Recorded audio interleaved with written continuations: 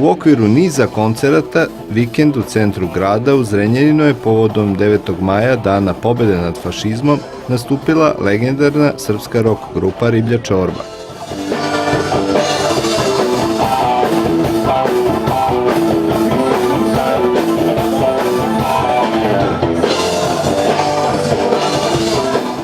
Nastupu na Bini ulici Kralja Aleksandra prethodio je prijem kod gradonačelnika Zrenjanina Čedomira Janjića u plavom salonu Gradske kuće, legendarnih srpskih rokera Bore Đorđevića i Miše Aleksića.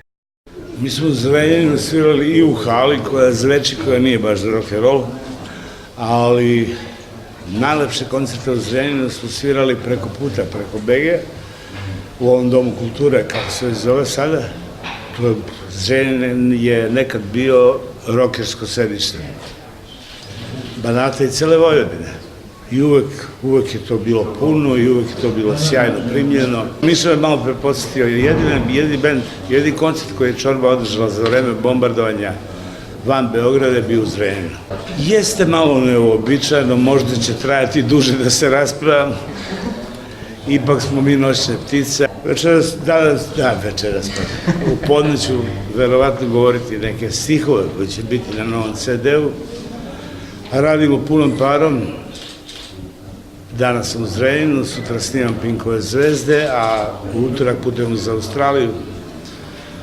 Ostajemo do 25. onda idem na mali odmor, pa onda opet snimam Pinkove zvezde, a onda ćemo ozbiljnije početi da se bavimo pripremanjem novog CD-a. Htjeli smo Dan pobjede da obeležimo na jedan drugačiji način i ja se nadam da ćemo uspjeti. Vreme nas služi, ja očekujem mnogo Zrenjaninaca danas u centru grada i volim što je Zrenjanin opet jedan veoma pozitivan grad i jedan grad koji pušta jednu pozitivnu priču. Tačno u podne najpoznatija rock grupa sa ovih prostora, Riblja čorba, je pred zrenjaninskom publikom izvela svoje najveće hitove.